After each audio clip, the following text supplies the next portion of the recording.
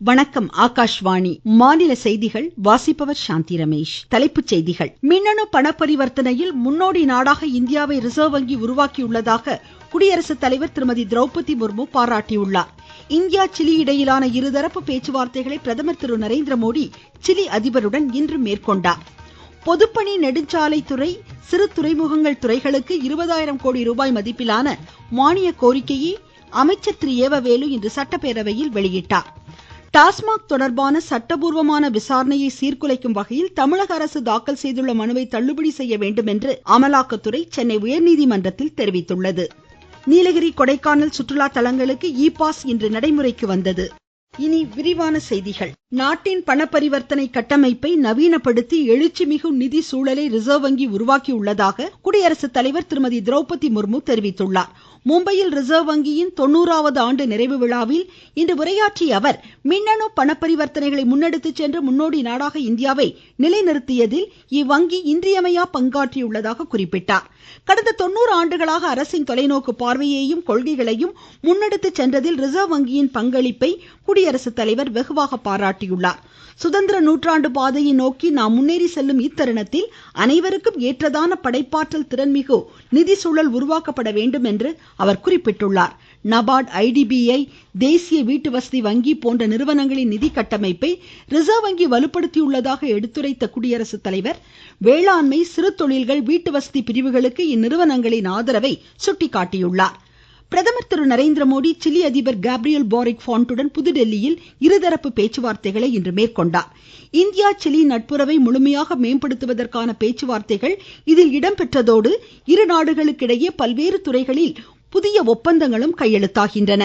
முன்னதாக அதிபர் திரு போரிக் ராஜ்காட்டில் அமைந்துள்ள தேசப்பிதா மகாத்மா காந்தியடிகளின் நினைவிடத்தில் அஞ்சலி செலுத்தினார். 5 நாள் பயணமாக இந்தியாவிற்கு இன்று வருகை தந்துள்ள சிலி அதிபர் குடியரசுத் தலைவர் திருமதி திரௌபதி முர்முவையும் சந்தித்து பேச உள்ளார். இதனிடையே சிலி அதிபரை சந்தித்து பேசிய வெளியுறவுத்துறை அமைச்சர் டாக்டர் எஸ். ஜெய்சங்கர், இந்தியாவுடனான நல்லுறவை மேம்படுத்துவதற்கான அதிபர் போரிக்கின் முயற்சிகளுக்கு பாராட்டு தெரிவித்தார். இரு தலைவர்கள் இடையிலான பேச்சுவார்த்தைகள் புதிய வாய்ப்புகளுக்கான கதவுகளை திறப்பதோடு இருதரப்பு நல்லுறவை மேம்படுத்தும் என்று டாக்டர் ஜெய்சங்கர் நம்பிக்கை தெரிவித்துள்ளார். நக்சல் தீவிரவாதம் இல்லா நாடாக இந்தியாவை உருவாக்க மத்திய அரசு பெரும் நடவடிக்கைகளை எடுத்து வருவதாக மத்திய உள்துறை அமைச்சர் திரு அமித்ஷா கூறியுள்ளார். நக்சல் தீவிரவாதம் பாதித்த மாவட்டங்களின் எண்ணிக்கையை 12லிருந்து 6ஆக குறைத்து மத்திய அரசு சாதனை படைத்திருப்பதாக தமது சமூக வலைதள பதிவில் திரு அமித்ஷா கூறியுள்ளார். தீவிரவாதத்தை இரும்புகரமும் கொண்டு அடக்கி அனைத்து நிலைகளிலும் ஆளுமை, பாதுகாப்பு, வளர்ச்சியுடன் கூடிய பாரதத்தை உருவாக்க அரசு உறுதி பூண்டிருப்பதாக அவர் தெரிவித்தார். சர்வதேச சந்தையில் உரங்களின் விலை அதிகரித்து வரும் சூழலிலும் மத்திய அரசு விவசாயிகளுக்கு மானிய விலையில் உரங்களை வழங்கி வருவதாக மத்திய வேளாண் அமைச்சர் திரு சிவராஜ் சிங் சௌஹான் மக்களவையில் தெரிவித்தார். மக்களவையில் கேள்வி நேரத்தின் போது இதனை தெரிவித்த அவர், உரங்களின் விலையை அரசு கண்காணித்து வருவதாக குறிப்பிட்டார். ஒரு மூட்டை யூரியா 266 ரூபாய்க்கு விற்கப்படுவதாகவும் அவர் எடுத்துரைத்தார். வக்ஃப் சட்ட திருத்த மசோதா குறித்து எதிர்க்கட்சிகள் மக்களை தவறான பாதையில் திசை திருப்புவதாக மத்திய அமைச்சர் திரு பிரல்ஹாத் ஜோஷி குற்றம் சாட்டியுள்ளார். நாடாளுமன்ற வளாகத்தில் இன்று செய்தியாளர்களிடம் பேசிய அவர், யாருடைய சொத்துக்களையும் கையகப்படுத்துவதற்காக இம்மசோதா கொண்டு வரப்படவில்லை என்று குறிப்பிட்டார். பிஜேபி உறுப்பினர் திரு தினேஷ் சர்மாவும் இம்மசோதாவிற்கு ஆதரவு தெரிவித்ததோடு இதனை எதிர்ப்பவர்கள் அரசியல் சாசனத்திற்கு எதிரானவர்கள் என்றார். இதனிடையே சமாஜ்வாடி தலைவர் திரு அகிலேஷ் யாதவ் செய்தியாளர்களிடம் பேசுகையில், இம்மசோதா தொடர்பாக பிஜேபி சிறுபான்மையினரை தவறாக வழிநடத்துவதாக குறை கூறினார். காங்கிரஸ் உறுப்பினர் திரு உஜ்வால் ராமன் பேசுகையில், இம்மசோதா தொடர்பாக விரிவான விவாதம் தேவை என்றும் இம்மசோதாவை துரித கதியில் நிறைவேற்றக்கூடாது என்றும் கேட்டுக்கொண்டார். பல்வேறு பிரச்சனைகளில் எதிர்க்கட்சிகளின் அமளி காரணமாக மக்களவை இன்று பிற்பகல் 2 மணி வரை ஒத்திவைக்கப்பட்டது. முன்னதாக அவை கூடியதும் எதிர்க்கட்சிகள் வழங்கிய ஒத்திவைப்பு நோட்டீஸை நிராகரித்த அவைத்தலைவர் திரு ஓம் பிர்லா பதாகைகளை ஏந்தியவாறு நிற்பது அவை மாண்பிற்கு எதிரான செயல் என்று சுட்டிக்காட்டினார். அமளியில் ஈடுபட்ட எதிர்க்கட்சியினரை அமைதி காக்க அவர் தொடர்ந்து விடுத்த வேண்டுகோளுக்கு யாரும் செவிசாய்க்காததால் அவை பிற்பகல் 2 மணி வரை ஒத்திவைக்கப்பட்டது. போலி வாக்காளர் அடையாள எண் தொடர்பான பிரச்சனையில் திரிணாமுல் காங்கிரஸ் உறுப்பினர்கள் மாநிலங்களவையிலிருந்து இன்று வெளிநடப்பு செய்தனர்.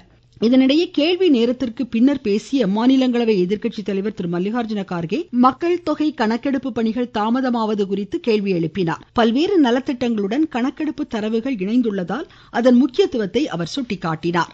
திருச்சியில் 290 கோடி ரூபாய் செலவில் அமைக்கப்படும் மாபெரும் நூலகத்திற்கு பெருந்தலைவர் காமராஜரின் பெயர் சூட்டப்படும் என்று முதலமைச்சர் திரு மு க ஸ்டாலின் அறிவித்துள்ளார். தமிழக சட்டப்பேரவையில் நூலகம் தொடர்பான விவாதத்தின் போது இன்று குறுக்கிட்டு பேசிய முதலமைச்சர், ஏற்கனவே கோவையில் தந்தை பெரியார், சென்னையில் பேரறிஞர் அண்ணா, மதுரையில் முத்தமிழறிஞர் கலைஞர் ஆகியோரின் பெயர்களுடன் நூலகம் நிறுவப்பட்டதன் வரிசையில் திருச்சி நூலகத்திற்கு காமராஜரின் பெயர் சூட்டப்படுவதாக குறிப்பிட்டார். இதற்கான அரசாணையை மாநில பள்ளிக்கல்வித்துறை வெளியிட முதலமைச்சர் கேட்டுக்கொண்டார். நீங்கள் கேட்டுக்கொண்டிருப்பது ஆகாஷ்வாணியின் மாநில செய்தி அறிக்கை. தமிழ்நாட்டில் நடப்பு நிதியாண்டில் நெடுஞ்சாலை சிறு துறைமுகங்கள் துறையில் 17,708 கோடி ரூபாய் மதிப்பீட்டில் பல்வேறு பணிகள் நடைபெற உள்ளதாக மாநில நெடுஞ்சாலை சிறு துறைமுகங்கள் துறை பொறுப்பு வகிக்கும் அமைச்சர் திரு ஏவவேலு தெரிவித்துள்ளார். சட்டப்பேரவையில் தமது துறை மானிய கோரிக்கையில் இதனை தெரிவித்த அவர், கட்டுமானம், பராமரிப்பு, புறவழி சாலைகள், எல்லை சாலை, ஆற்றுப்பாலங்கள், உயர்மட்ட மேம்பாலங்கள், ரயில்வே மேம்பாலங்கள் உள்ளிட்ட பணிகள் இதில் மேற்கொள்ளப்படும் என்றார். மாநிலத்தில் 369 கோடி ரூபாய் மதிப்பீட்டில் சாலை பாதுகாப்பு மற்றும் சாலை சந்திப்பு மேம்பாட்டு பணிகள் நடைபெறுவதாக குறிப்பிட்டார். மதுரை விமான நிலைய விரிவாக்கத்திற்கு 40 கோடி ரூபாய் மதிப்பீட்டில் மாற்றுப்பாதை அமைக்க நில எடுப்பு பணிகள் நடைபெற்று வருவதாகவும் அமைச்சர் கூறினார். செங்கல்பட்டு முதல் திண்டிவனம் வரை 6 வழி சாலை அமைப்பதற்கான விரிவான திட்ட அறிக்கை தயாரிக்கும் பணிகள் நடைபெறுவதாக அவர் குறிப்பிட்டார். தூத்துக்குடி மாவட்டம் உடன்குடி அனல்மின் நிலைய திறந்தவெளி தோணித்துறை பணிகள் அடுத்த மாதம் முடிவடையும் என்று கூறிய அமைச்சர், ராமேஸ்வரத்தில் மிதக்கும் தோணித்துறைகள் அமைக்கும் பணிகள் நடைபெற்று வருவதாக தெரிவித்தார். தமிழ்நாட்டில் நடப்பு நிதியாண்டில் பொதுப்பணித்துறைக்கு 2,456 கோடி ரூபாய் மதிப்பீட்டில் பல்வேறு பணிகள் நடைபெற உள்ளதாகவும் அமைச்சர் திரு ஏவவேலு கூறியுள்ளார். இதில் துறைவாரியாக 1,838 கோடி ரூபாய் மதிப்பீட்டில் பணிகள் நடைபெறும் என்றார். அவர் காவிரி, வைகை, குண்டாறு இணைப்பு கால்வாய் திட்டம் 3 கட்டங்களாக நிறைவேற்றப்படும் என்று மாநில நீர்வளத்துறை அமைச்சர் திரு துரைமுருகன் தெரிவித்துள்ளார். சட்டப்பேரவையில் இன்று கவன ஈர்ப்பு தீர்மானத்தின் மீது பேசிய அமைச்சர், முதல் கட்டமாக இந்த திட்டத்திற்காக இதுவரை 2038 ஏக்கர் நிலம் கையகப்படுத்தப்பட்டுள்ளதாக கூறினார்.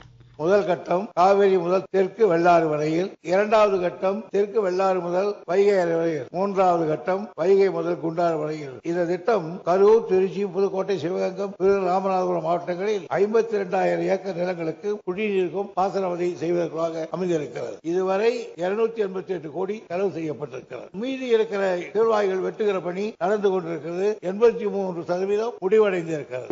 இதனிடையே கேள்வி நேரத்தின் போது பேசிய அமைச்சர் திரு துரைமுருகன், நடந்தாய் வாழி காவேரி திட்டப்பணிகள் இந்த ஆண்டு தொடங்கப்படும் என்றார். சட்டப்பேரவையில் கேள்வி நேரத்தின் போது வெளியான மேலும் சில தகவல்கள். தமிழ்நாட்டில் நமக்கு நாமே திட்டத்திற்காக இந்த ஆண்டு 200 கோடி ரூபாய் நிதி ஒதுக்கீடு செய்யப்பட உள்ளதாகவும், இதன் மூலம் கிராமப்புறங்களில் உள்ள குளங்களில் தூர்வாரும் பணிகள் மேற்கொள்ளப்படும் என்றும் நகராட்சி நிர்வாகத்துறை அமைச்சர் திரு கே என் நேரு தெரிவித்துள்ளார்.